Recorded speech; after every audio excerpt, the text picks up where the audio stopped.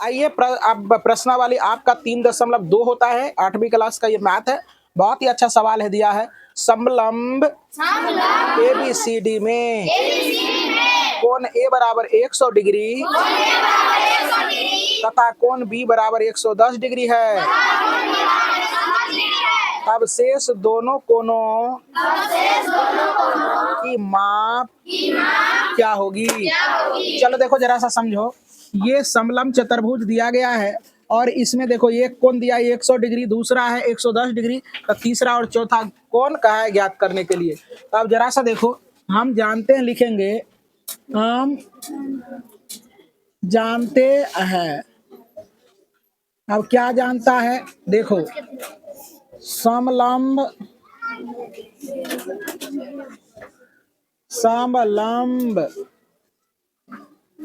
चतुर्भुज का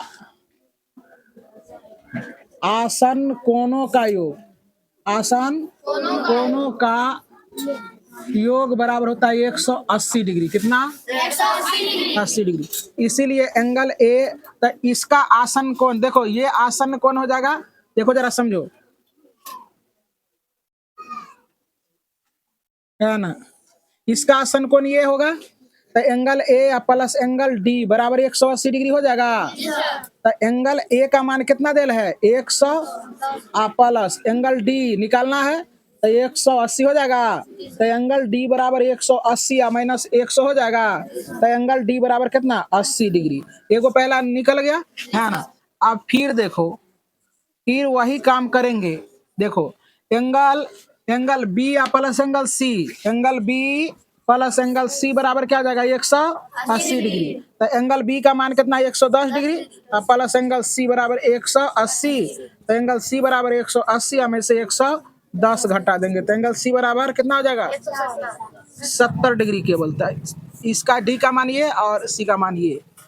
थोड़ा सा नीचे कर दो चला के।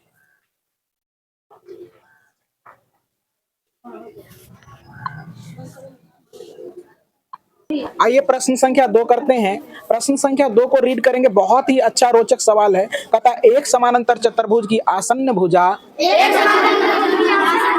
3:2 है।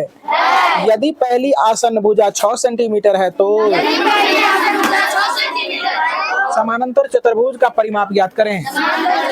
चलो देखो दिया है, ध्यान से समझने का प्रयास करेंगे। बहुत ही अच्छा सवाल है और बहुत ही ढंग से मैं इस सवाल को कर दे रहा हूं, बेहद ही आसान तरीके से। चलो देखो दिया है आसन्न भुजा का अनुपात,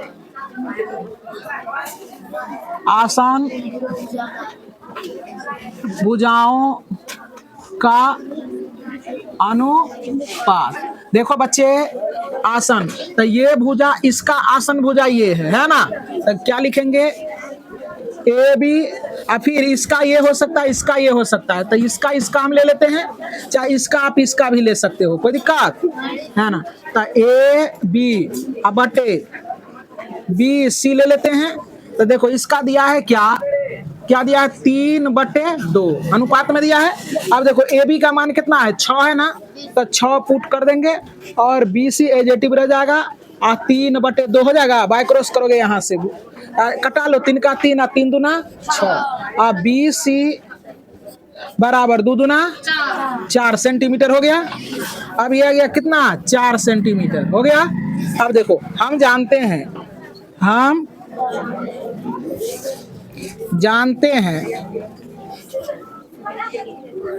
समानांतर चतुर्भुज का सम्मुख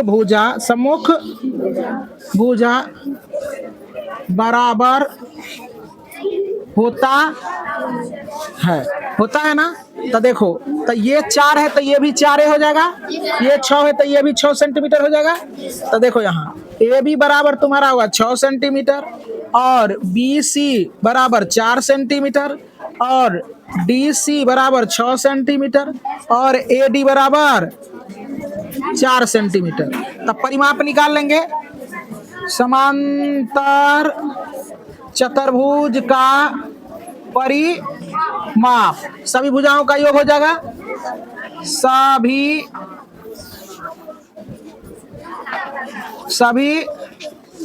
भुजाओं का योग होगा ना। तो देखो सभी भुजाओं को तो सब जोड़ दो, 6 से 6 प्लस 4 प्लस 6 प्लस 4 या सेंटीमीटर लगा देंगे तो 6 4 10 10 20 सेंटीमीटर। यही है आंसर क्या? यही हो गया आपका उत्तर।